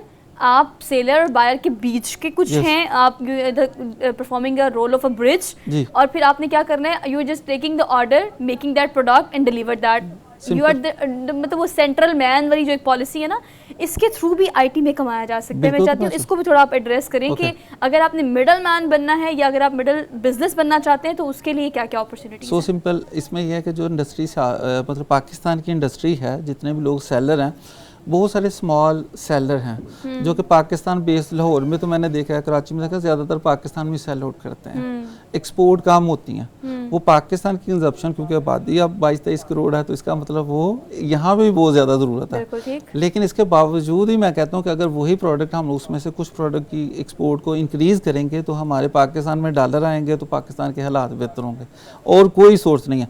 हम इम्पोर्ट ही करते जाएंगे तो हमारे कभी भी हालात नहीं बदल सकते, हमें अपनी प्रोडक्ट को बाहर बेचना है। शहबाज साहब, आपने बात की, अगर हम पूरी दुनिया को देखें तो ई कॉमर्स पे पूरी दुनिया चल पड़ी है और कहीं ना कहीं हमें ये देखना है कि नौजवान जो है, जो बेरोजगारी की शरह कहीं ना कहीं कम भी हो चुकी है और पैसे की जो डॉलर की आपने बात की और डॉलर भी उस तरफ ज़्यादा आ रहे हैं। अब हम पाकिस्तान की बात करें, अपने मुल्क की बात करें तो पोटेंशियल बहुत ज़्यादा है, नौजवान करना भी कुछ चाह रहे हैं, लेकिन आपने इससे पहले आपने फरमाया कि कुछ चीज़ें हैं जिसकी तरफ गवर्नमेंट को आना चाहिए। क्या क्या चीज़ें हैं जिसकी तरफ अगर गवर्नमेंट फोकस करती, जो माजी में हमने देखा और इनकलाब भी बरपा हुआ आईटी के अगर मैं बात करूं तो अब आपको क्या लगता है कि किन चीज़ों की तरफ ज़्यादा अगर फोकस होता है तो कहीं ना कहीं ये जो बहरान चल पड़ा है इसमें भी कमी आ सकती है? उसमें 2 चीज़ें जो मैं समझता हूँ कि हमें काम करने की ज़रूरत है। उसमें नंबर 1 पहले नंबर पे एक तो हमें जैसे कहते हैं एमरजेंसी आईटी की लगा देनी चाहिए पाकिस्तान में कि हर एक बच्चा जो कि स्टडी कर रहा है, आजकल देखें अगर ज़्यादातर लोग ना इंजीनियरिंग कर रहे हैं वो कंप्यूटिंग में कर रहे हैं, तो इसका मतलब ये है कि हमारे पास सबसे बड़े जो ज़्यादा बड़ी तादाद है वो ये लोग आ रहे हैं। इन लोगों को डायरेक्शन की ज़रूरत है, इनकी अच्छी ट्रेनिंग की ज़रूरत है, ना सिर्फ स्टडी बुक्स डिग्री की, क्योंकि जब डिग्री लेके आते हैं मैंने देखा अनफॉर्चुनेटली वो डिग्री तो होती है लेकिन रिज़ल्ट कोई नहीं होता। उस बच्चे को खुद भी यकीन नहीं होता कि मुझे कोई जॉब मिलेगी कि नहीं, उसमें कोई कॉन्फिडेंस नहीं होता, उसकी वजह कि उसके पास स्किल नहीं होती है। मैं ये चाहता हूँ कि गवर्नमेंट को जो कम से कम 1 ईयर जो होता है, 1 साल जो आखिरी होता है, उसको किसी इंडस्ट्री के अंदर काम करवाना चाहिए, उसको प्रैक्टिकल स्किल देनी चाहिए, और ख़ास तौर पे जो उनके प्रोफेसर हजरात हैं या टीचर्स हैं उनको भी इस तरह इस लेवल पे होना चाहिए कि वो ख़ुद भी उनके लिए यूनिवर्सिटी में प्रोजेक्ट करवाए जाएँ। पूरी दुनिया में क्या होता है कि यूनिवर्सिटीज़ क्या करती हैं कि जो इंडस्ट्री है वो उनको प्रोजेक्ट देती है, उनको पे भी करती है, और वो जो यूनिवर्सिटी है वो अपने बच्चों को वो प्रोजेक्ट देते हैं, वो उस पर R&D करते हैं, रिसर्च वर्क करते हैं, और रिसर्च वर्क करके उस पर प्रोजेक्ट बनाते हैं। इस तरह से एक तो उनकी ड्रिल होती है, स्किल इंक्रीज़ हो रही है। दूसरा ये है कि जब वो 1-2 साल के बाद अपनी एजुकेशन के बाद बाहर मार्केट में आते हैं तो उनकी ऑलरेडी वैल्यू होती है, because they have a skill. पहली बात ये है, और दूसरी बात प्रैक्टिकल अप्रोच से ज़्यादा होती है। मतलब आप थ्योरेटिकल अप्रोच के साथ यूनिवर्सिटीज़, कॉलेजेस और स्कूल्स में पढ़ाया जा रहा है, लेकिन अगर आप BS की बात करें, एक रफ से एग्जांपल देती हूँ, तो अगर 4 साल का प्रोग्राम है तो 3 साल अगर आप थ्योरेटिकल अप्रोच के साथ पढ़ते हैं तो 1 साल आपको प्रैक्टिकल अप्रोच के साथ पढ़ना चाहिए। ना सिर्फ एक इंटर्नशिप जो कि बच्चा करके थोड़ी सी स्किल अभी सीखता ही है और उसके हाथ में डिग्री आ जाती है, और उसके बाद जब वो मार्केट में पहुंचता है तो उसके पास कोई स्किल नहीं होती, लेकिन उसको मुलाजमत चाहिए होती है। तो स्कूल, कॉलेज, यूनिवर्सिटीज़ ये प्लेटफॉर्म सर ऐसे जहाँ पर ज़रूरत है यहीं पर सिखाने की, खुद से बाद में सीखना और जॉब ढूंढना वो तो एक नेचुरल प्रोसेस है। मस्ट होना चाहिए कि उसकी इंटर्नशिप भी कम से कम 6 मंथ की या 1 साल की होनी चाहिए, कम से कम 1 साल उसकी इंटर्नशिप होनी चाहिए किसी इदारे के साथ, ताकि जब वो 1 साल प्रैक्टिकल स्किल लेके और उसके साथ एक्सपीरियंस का लेटर साथ लगा, डिग्री लेके मार्केट में जाएगा तो उसे कैसे जॉब नहीं मिलेगी? कंफर्म जॉब मिलेगी। ना सिर्फ उसको पाकिस्तान में, इंटरनेट पे भी बहुत ज़्यादा जॉब्स अवेलेबल हैं। आप बिल्कुल ठीक कह रहे हैं, मैं आपकी इसी बात से कंक्लूड करती हूँ। Thank you so much. और बात यही है कि अगर आपको यूनिवर्सिटी, कॉलेज आपको ये अपॉर्चुनिटी नहीं भी दे रही तो आपका बनता है कि कॉन्वोकेशन से पहले या डिग्री मिलने से पहले अगर आपने मार्केट में जॉब लेनी है तो आपके पास कोई ना कोई स्किल होनी चाहिए। So do it by yourself as well. हमने एक ब्रेक लेनी है, देखते रहिए प्रोग्राम जिसे हम कहते हैं good morning public. Welcome back after the break. Program के आगाज़ से मैंने आपसे शेयर ये किया था कि एक ऐसी लाइब्रेरी आपको दिखानी है जो कि हमारा कीमती असासा है। किताबें भी कीमती असासा होती हैं, लाइब्रेरी भी कीमती असासा होती हैं, लेकिन उसका पुरसाने हाल क्या है? क्विकली एक रिपोर्ट देकर आप वापस आएँ, फिर उसको डिस्कस करते हैं। Have a look. सन 70 की दिहाई में बाबा बलुस्तान मीर गौस बख्श बिजंजो के हाथों कायम करदा लाइब्रेरी की रौनकें आज भी बहाल हैं और यहाँ किताबों की दुनिया आबाद है। खुजदार की तहसील नाल में अपनी नोयत की इस मुनफरद लाइब्रेरी में किताबों की तारीख़ी नुस्खे और बलुस्तान की सकाफती अशिया ज़ेब तन किए गए हैं। नाल में मौजूदा ये लाइब्रेरी इल्म व सकाफ़त की अमली तस्वीर और यहाँ के बाशिंदों की अमली ज़ौक़ का पहचान है। इस लाइब्रेरी में बिल्कुल उसकी तस्वीरें हैं, उनकी किताबें हैं, और हमारे पास जो मेजॉरिटी किताबें हैं अभी इस टाइम, हालांकि इससे हमारे पास और भी कई सारी किताबें हैं जो हमारे पास रखी हुई हैं, हमारे पास जगह नहीं है। हालांकि हमने बलूचिस्तान हुकूमत को 2-3 दफ़ा कहा है कि भाई हम एक लाइब्रेरी दे दें, हमारे पास काफ़ी सारी किताबें। जो पाकिस्तान की सियासत में आज तक अहम है वो लोग यहाँ पे रहे हैं, नाल आए हैं, नाल का विज़िट किया है मीर साहब की वजह से। और बाकी यहाँ जो किताबों की बातें हैं, यहाँ पे बहुत पुरानी किताबें हैं। वो किताबें हैं जैसे आप कह सकते हैं कि जब सोवियत यूनियन था, USSR था, उस ज़माने की जो किताबें, उस ज़माने की जो पब्लिकेशन थी, वो किताबें इस लाइब्रेरी के अंदर मौजूद हैं। मीर गौस बख्श बिजंजो लाइब्रेरी के मुंज़मिन को शिकवा है कि ये तारीख़ी लाइब्रेरी हुकूमत की अदम तवज्जो का शिकार है और पस मंज़र में चली गई है। हुकूमत की सरपरस्ती इस लाइब्रेरी की वसअत में इजाफ़ा और इसे तलबा व मुताले की शौकीन अफराद के लिए मज़ीद सहूलियात से आरास्ता किया जाए। कैमरामैन टीम के साथ जब्बार असनी, पब्लिक न्यूज़ खुददार। Welcome back after the break. और इसके बाद वैसे ये तो हमने कह दिया था आपसे, हाँ मुझे पता लग गया, मैं कह रही हूँ कि हमने ये कह दिया था वेलकम बैक, हमने पहले कह रहे थे, बट ऑल दो हम चूँकि रिपोर्ट के बाद वापस आए तो मैं उसी फ्लो में थी कि चले जी वेलकम बैक दोबारा से कर लेते हैं। लेकिन हम फौरी तौर पर चलते हैं हरमीत भाजी के पास और उनसे जानते हैं कि ये खुशदार की अगर हम खास तौर पर बात करें तो चूँकि मैंने तो इन एरियाज़ को उतना विजिट नहीं किया हुआ, लेकिन हरमीत भाजी ऑन एंड ऑफ घूमते फिरते रहते हैं। ये जो खासतौर पर इस लाइब्रेरी की बात करें तो जो इसका कल्चर हमें देखने में नजर आया, आपको पता है वो नीचे बैठ के पढ़ने वाला और गोल तकिए पड़े हुए थे और बड़ा खूबसूरत सा वो इन्वायरमेंट जो कि उस ज़माने में बहुत मशहूर दूर था लाइब्रेरीज के लिए ख़ास तौर पे। लेकिन जो एक फैक्टर हरमीत हर जगह हम भी डिस्कस करते हैं, अगर आप ईरान या अफगानिस्तान या बलूचिस्तान की तरफ जाती हैं तो इन तीनों को अगर आप मिलाती हैं तो ये कल्चर बड़ा करीब, बहुत ही करीब है, क्योंकि एक तो बहुत सारी ऐसी चीज़ें आपको वहाँ पे देखने को मिलती है जो आपको लगता है कि ये फलां जगह में मैंने देखी है, तो मैंने अफगानिस्तान में भी देखी, तो मैंने ईरान में भी देखी और कहीं ना कहीं बलूचिस्तान में भी देखी। तो आपने जो बात की बैठने की, अभी भी वहाँ पे अगर आप बलूचिस्तान की तरफ जाएंगी या कभी गई हों, मैं तो गई हूँ काफ़ी दफ़ा, तो वहाँ पे बैठकों में बैठना जो है इसी अंदाज में आपने बैठना होता है, और खाने का जो की जो दस्तखान है वो भी इसी तरह लगती है। और किताबों की मैं बात करूँ तो इस किस्म का ये जो अभी हमें दिख रही है, यानी तकिया पड़े हुए हैं, कारपेट पड़ा हुआ है, कहीं ना कहीं आप वहाँ टेक लगा के भी पढ़ सकते हैं। तो ये चीज़ें हमें वहाँ पे ज़्यादा देखने को मिलती हैं। और फिर हमने ये देखा कि किताबें, अब बहुत सारी ऐसी किताबें हैं, मुझे याद है कि कराची में हर इतवार के रोज़, आपने ये रावलपिंडी में भी देखा होगा, लाहौर में भी किताबें हमें इतवार के रोज़, बहुत सारे ऐसे बाज़ार हैं जो कुछ बंद होते हैं या कुछ जो है कुछ सड़कें उनके लिए मख्तस की गई, यानी वहाँ किताबें रखी होती, तो वहाँ से हमें इस किस्म की किताबें भी मिल जाती हैं। मुझे याद है कि लाहौर कराची की एक शाहराह पर मैं घूमता हुआ, मुझे किताब की ज़रूरत थी, 2-3 किताबें मैंने ख़रीदनी थी, और मुझे एक ऐसी नायाब किताब मिली जिसके बारे में जब मैंने उसका मुताला किया तो वो कई सदियों पुरानी वो किताब थी। और इस तरह जो हम इलाकों की तरफ जाते हैं, मुख्तलिफ इलाकों की तरफ जाते हैं, तो वहाँ पर भी इस किस्म की नायाब किताबें लोगों ने संभाल कर रखी होती हैं। लेकिन ये खज़ार की जो लाइब्रेरी है, मुझे बहुत अच्छा लगा कि बहुत सारे लोगों ने जिनके पास जो किताबें थी उन्होंने एक लाइब्रेरी का क़याम किया। और कहीं ना कहीं ये एक अच्छी चीज़ है कि आगे जो जनरेशन है, यानी पढ़ने के जो शौकीन है, जो चाहते हैं कि मुताला करें, तो उन तक ये किताबें बड़ी आसानी से पहुंच जाती है और कहीं ना कहीं उस मुताले से वो भी बहुत कुछ सीख लेते हैं। तो मेरे ख्याल में किताबों का ये शौक़ जो है ये आज भी बहुत सारे लोगों को, और मैं अपनी बात करूँ, मुझे जब भी टाइम मिलता है तो मैं किताब अगर मैं मुताला करता हूँ तो मैं एक अलग दुनिया में चला जाता हूँ, और बड़ी खूबसूरत दुनिया होती है जब आप पढ़ते हैं, अपने आप को टाइम देते हैं। मेरे ख्याल में सोशल मीडिया के आने के बाद ये रुझान कम हो गया है, लेकिन बहरहाल अब भी हम देखते हैं कि बहुत सारे ऐसे लोग जो पढ़ने लिखने के हवाले से वो ज़्यादा उनको किताबें मुतासिर करती हैं। आप जब भी जाती हैं मुख्तलिफ बाज़ारों की ओर, हमें और हमारी नज़रें होती हैं पुरानी किताबों की ओर, और कहीं ना कहीं हमें एक नायाब किताब वहाँ से मिल जाती है जो कहीं ना कहीं जिसकी आपको तलाश होती है, और वो भी अफसोस के साथ मुझे ये कहना पड़ रहा है कि वो भी सड़क के किनारे आपको मिल जाती है। तो ये कहीं ना कहीं ये लेवल है। लेकिन बहरहाल इन सारी चीज़ों को महफूज बनाना मेरे ख्याल में पाकिस्तान के हर शहरी का ये फरीज़ा बनता है कि इस किस्म की नायाब किताबें अगर मिलती हैं तो फिर किसी न किसी लाइब्रेरी में अगर आप डोनेट कर लेते हैं या आप ऐसी जगह रखते हैं जिससे कोई और मुताला करके बहुत कुछ सीखने का उसको। और अमित, ऐसे मौके पे हमें शदीद याद आ रही है अब्दुर्रऊफ साहब की, जो कि हर बंदे से अस्सलाम वालेकुम के बाद आपका क्या हाल है, और इसके बाद पहला सवाल ये कहते थे आजकल कौन सी किताब पढ़ रहे हैं। तो उनकी ये आदत बड़ी खूबसूरत थी, और आज भी बहुत सारे लोगों का ओढ़ना बिछोड़ना किताब ही है, क्योंकि किताब से बेहतर कोई रफ़ीक नहीं है, मतलब किताब से बेहतर कोई दोस्त नहीं। अगर आप पढ़ना शुरू करते हैं तो ऐसी एडिक्शन है जो कि अगर आपको हो जाएगी तो सोशल मीडिया उसके आगे कुछ भी नहीं है। खैर, हमने एक ब्रेक लेनी है, वापस आएंगे एक ब्रेक के बाद। आप देखते रहिए प्रोग्राम।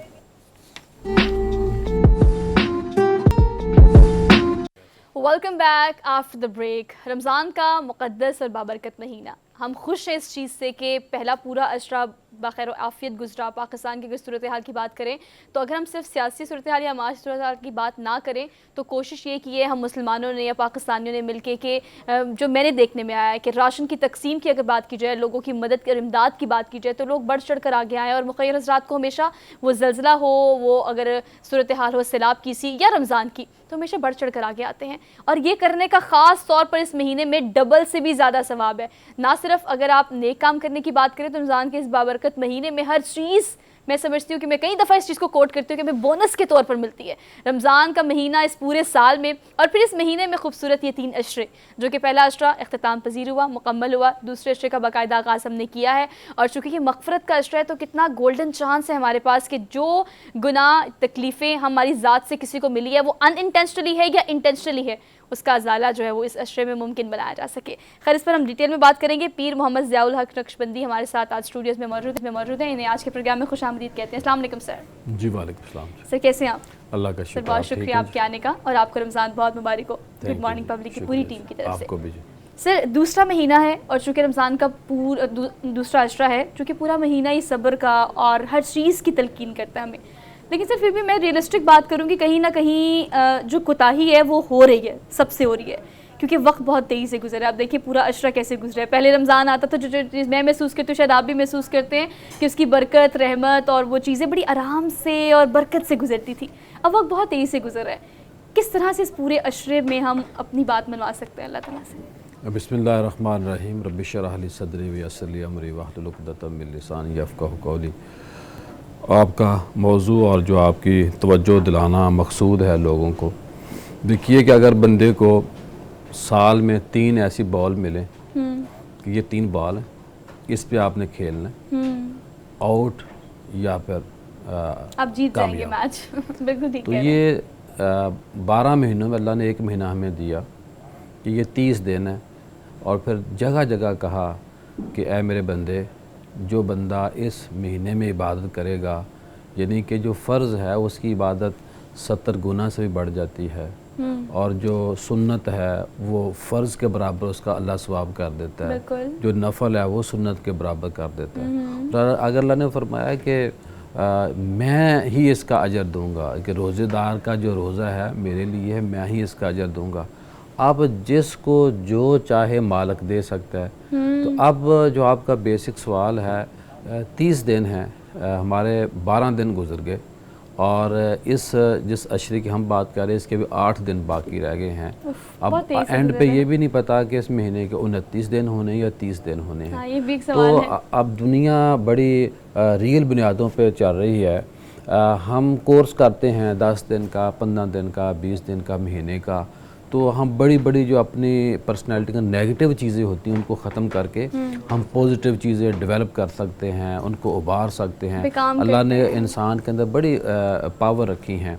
तो ये महीना बुनियादी तौर पे हमें एक एक्सरसाइज है, एक कोर्स है। तो हमें ये देखना चाहिए कि खुदा न खासा अगर हमने 12 दिन जो गुजर गए हैं उनमें हम अपनी ज़िंदगी को, अपने बॉडी को, अपने मामलात को, अजर को, सवाब को, जितनी बंदे नेगेटिव चीज़ें उनको ठीक नहीं कर सके, तो अभी भी हमारे पास अल्लाह पाक ने हमें 22 दिन तकरीबन अपना 18 दिन बाकी हैं।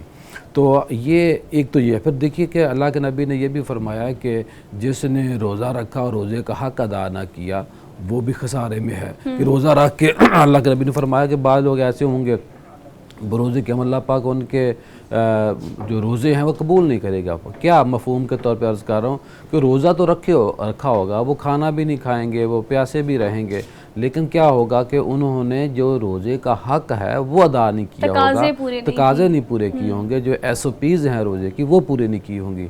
तो हमें बुनियादी तौर पे ये चाहिए कि जो रोज़े का हक़ है वो अदा करें, जो गरीबों का, मस्कीनों का हमने खुदा न खासा माल लूटा है वो हम लुटाएँ, और फिर नमाज को हमने पकड़े रखना है। और रमज़ान के अंदर सहाबा कराम इस बात पे बड़े बिज़ी रहते थे कि दिन में रोज़ा रखते थे, रात के वक्त वो कुरान पाक पढ़ते थे, और रोज़ा रख के सोए रहना भी अभी मुनासिब नहीं है। लेकिन अगर अल्लाह ने ऐसे लोगों की कोई ड्यूटी ऐसी होती है तो सोना भी ज़रूरी है, तो सिर्फ सोए रहना वो भी ठीक, लेकिन अगर कोई बंदा काम करने के बाद रोज़ा रख के सो जाता है, और मेरा ख्याल है उसका सोया रहना ज़्यादा बेहतर है, उसने जाके रोज़े को ख़राब करना, मुतासिर करना। अच्छा, ज़ाल हक साहब मैं ये पूछना चाहती हूँ कि चूँकि आजकल ज़माना इस तरह का है, सोशल वर्क इस तरह का है, लोग इस तरह का काम कर रहे हैं कि रमज़ान में रोज़ा भी रखना है, रोज़े के तकाज़े पूरे करने की कोशिश भी करनी है आखिरी हद तक, लेकिन उसके बावजूद भी you have to go out, you have to make up yourself. अगर मैं अपनी बात करूँ या मैं उन ख़वातीन की बात करूँ जो घर से बाहर निकलती हैं, सफ़र करती हैं, और किसी न किसी वजह से नमाज या तो कज़ा हो जाती है या लेट हो जाती है या जगह नहीं मिलती, बहुत सारी ऐसे एक्सक्यूज़ हैं। अब इस्लाम बड़ा खूबसूरत सा, बड़ा लचकदार सा दीन है जो हर चीज़ का हल भी बताता है। तो अगर ऐसे लोग जो काम करते हैं, अब तकाज़ों में एक तो 5 वक्त की नमाज है, ऊपर से रोज़ा है, और बड़ी सारी चीज़ें ना कि बुराई सुननी नहीं है, बुराई करनी नहीं है, बुराई देखनी नहीं है, लेकिन हम तो फ़ोन भी यूज़ कर रहे होते हैं, कोई ना कोई चीज़ स्क्रॉल अप करते हैं वो सामने आ जाती है, फिर कोई बुराई कर रहा होता है तो वहाँ पर कान भी चले जाते हैं, हम सुन भी, क्योंकि हमारे पूरे साल प्रैक्टिस ये रही होती है ना। इसमें क्या लचक है हमारे? अब बात देखिए कि जब हम रोज़ा रख लेते हैं तो हमारे ऊपर बहुत सारी जिम्मेदारियाँ आयद होती हैं। जो आपका बेसिक सवाल है, आप जैसी जो बच्चियाँ और काम कर रही हैं माशाल्लाह, वो तो ज़्यादा अजर की मुस्तहिक हैं कि उन्होंने रोज़ा भी रखा है और वो काम भी कर रही हैं। बुनियादी तौर पे जहाँ इबादत का मामला आता है, वज़ू का मसला आता है, तो हमें ये चाहिए आप जैसी बच्चियों को कि वो सबसे पहले वज़ू का एहतमाम करें, और वज़ू का एहतमाम करने के बाद जब ड्यूटी में ब्रेक आती है तो उस ब्रेक में वो फ़र्ज़ नमाज पढ़ सकती हैं। अगर वो सुन्नत या नफल नहीं पढ़ सकती तो वो फ़र्ज़ कम अज़ कम पढ़ लें, कि नमाज कज़ा नहीं होनी चाहिए। नमाज पढ़ के जब वो अपने काम में बिज़ी होगी तो वो भी उसका काम भी इबादत है। जो आपने मोबाइल की बात की, ये बात तो ठीक है, लेकिन वो खुदा न खासा उस वीडियो में या ऐसी खराफात में मगन होना और वो बुरा अमल है। उस चीज़ को अवॉइड करना, एक नज़र माफ़ है, उसको देख के आप आगे बढ़ जाएं। और जो आपने बात की कि दाएं बाएं जब बुराई वाली बातें होती हैं तो उनमें कान नहीं लगाना। कान बुराई गुनाह बंदे को उस वक़्त होता है कि जब बंदा उसमें मगन हो जाता है। शरीयत ने हमें यह भी कहा है कि अगर किसी बंदे ने नेकी का इरादा किया है तो अल्लाह पाक उस बंदे को सवाब बता इरादे का, लेकिन गुनाह का अगर कोई इरादा करता है तो अल्लाह पाक की रहमत ये कहती है हमें कि जब तक बंदा गुनाह अमलन नहीं करेगा उस वक्त तक उस बंदे को गुनाह नहीं होगा। ये नबी रहमत के सदक़े हमारे ऊपर फ़ज़ल और करम हुआ है, और रसूल पाक सल्लल्लाहु अलैहि वसल्लम की ज़ात पाक के सदक़े हमारे ऊपर इतना फ़ज़ल और करम है। देखिए जो बंदा पूरा साल मस्जिद में नहीं आता वो जुमे कम अज़ कम रमज़ान में पढ़ लेता है। जो आम दिनों में सूरह जुमा पढ़ता है वो फ़र्ज़ और इशा की नमाज़ पढ़ लेता है, और जो लोग आम दिनों में सुस्ती करते हैं वो कम अज़ कम 5 वक्त के नमाजी होते हैं। जो शैतान इन दिनों में बंद होता है, मैं बहुत ही स्पीड से और सादा अंदाज में बताने की कोशिश कर रहा हूँ। शैतान एक ये है कि हमारा जो कई लोगों का बहुत बड़ा इस वक्त सवाल है कि जी शैतान को तो बंद कर दिया गया, लेकिन फिर बुराइयाँ क्यों हो रही हैं। अब देखिए कि एक बंदा अगर गुनाह 11 महीने करता है तो शैतान तो उसके अंदर दाखिल हो चुका है ना। तो जो दाखिली शैतान भी है और एक खारजी शैतान है। हमारा जो नफ्स है, जो बंदा जिस माहौल में 11 महीने रहेगा असर तो उसके ऊपर वो रहना है ना। और जो दाखिल हमारी जो बुराई में रच बस गए हैं उस वजह से वो बंदा गुनाह कर रहा है। और अगर हम अल्लाह की रहमत को देखें, शैतान का जो बंद होना देखें, उसकी कुदरत देखें, यानी कि उसका सम्राट देखें, तो फिर देखिए कि जो बंदा आम दिनों में भी खुदा न खासा कि रोज़ा भी नहीं ना रखता, खुदा न खासा मैं कह रहा हूँ, तो वो खुल के नहीं खाता पीता, वो छुप के खाता है। तो अगर वो कोई ऐसे बदबख्त लोग एलानिया तौर पे भी खाते हैं तो वो शर्मिंदे कम अज़ कम ज़रूर होते हैं और उन लोगों का ज़मीर मुतमिन नहीं होता। करते हैं सर। और हमें जो लोग नेकी के अमल में आगे बढ़ रहे हैं उनका साथ देना चाहिए और इत्दाल मियाना रवि से आगे बढ़ना चाहिए। सदका खैरात करने का महीना है, कुरान से अपने आप को लगाए रखने का महीना है, और हमें इस मौके के ऊपर ये चाहिए कि शरीयत को हम पकड़ लें, शरीयत को मुकद्दम रखें। शरीयत को मुकद्दम रखेंगे तो उसी में बेहतरी है। बिल्कुल ठीक कह रहे हैं। जैसे जाते जाते ये ज़रूर बताएगा कि अगर हम मग़फ़िरत के अशरे की बात करें या हम इस मामले में काफ़ी जजमेंटल हो जाते हैं कि किसी को बाज़ वक़्त हम कह देते हैं कि पूरा साल तो ये करता नहीं है, इस महीने में ये कर रहा है क्योंकि हुक्म इस महीने में एहतमाम करने का है। इस तरह के जजमेंट्स जो हम पास करते हैं इससे कितना गुनाह सरज़द होता है, हमें ऐसा नहीं करना चाहिए। एक तो ये जो बात सवाल की, अगर कोई बंदा ऐसी बात करता है तो वो दिल आज़ारी कर रहा है। मोमन की दिल आज़ारी करना ये गुनाह है, और मोमन की तरफ तो तेज़ नज़र से देखना भी गुनाह है, और मोमन की जो हुर्मत है वो काबे से ज़्यादा है। और मोमन का ख्याल रखना, कोई ऐसी बात ना करना जिसको दूसरे को नागवार गुजरे, ये शरीयत ने हमें बताया है। और हमें इस मौके पर यह चाहिए कि जो बंदा जो कर रहा है, प्रॉब्लम हमारी सोसाइटी का ये हो गया है कि खुद करना कुछ नहीं है, दूसरों को करने नहीं देना। तो जो लोग कर रहे हैं कुछ ना कुछ तो कर रहे हैं। अगर तस्बीह उसने वैसे हाथ में ही पकड़ी है तो अगर वो दिखलावे के लिए माज़अल्लाह उसने पकड़ी है तो वो दिल तो नहीं ना चीर के देखा। एक जंग के मौका के ऊपर रसूल पाक सल्लल्लाहु अलैहि वसल्लम को पता चला कि एक सहाबी ने एक बंदे के ऊपर वार किया। मैं मुख्तसर आपको मैं समझ रहा हूँ, टाइम शॉर्ट है, तो रसूल पाक सल्लल्लाहु अलैहि वसल्लम ने वाक़या पूछा कि हुआ क्या है। अर्ज़ की या रसूल सल्लल्लाहु अलैहि वसल्लम जंग हो रही थी तो इस बंदे ने उस बंदे को कत्ल कर दिया और उस बंदे ने कलमा भी पढ़ लिया था। तो सहाबी ने जिसने कत्ल किया था उसको बुलाया कि क्यों तूने उसको कत्ल किया है। तो उसने कहा जी उसने मेरी तलवार के खौफ से डर के कलमा पढ़ा था। अल्लाह के नबी ने कहा कि क्या तूने उसका जो दिल था वो चीर के देख लिया। हाँ, इस बात को भी हमें सामने रखना चाहिए। जैसे लोगों के बात से मैं कंक्लूड करूंगी बिकॉज वक्त के हम थोड़े से पाबंद। खूबसूरत बात है कि you are not suppose to जज, क्योंकि आप नहीं जानते कि किसी के दिल में क्या है, किसी की नीयत क्या है। तो इस महीने में खासतौर पर किसी को जज ना करें। जो नेकी करता है उसको तरगीब दिलाएं और जो नेकी नहीं करता उसके बारे में कोई कमेंट करने की आपको ज़रूरत नहीं। हमने अब आपसे लेनी है इंशाल्लाह छुट्टी और आपसे अब मिलेंगे कल नए टॉपिक नए इश्यूज़ के साथ। अपना बहुत सारा ख्याल रखिए और रमज़ान का महीना है, दूसरों का ख्याल भी रखें। अल्लाह हाफ़िज़।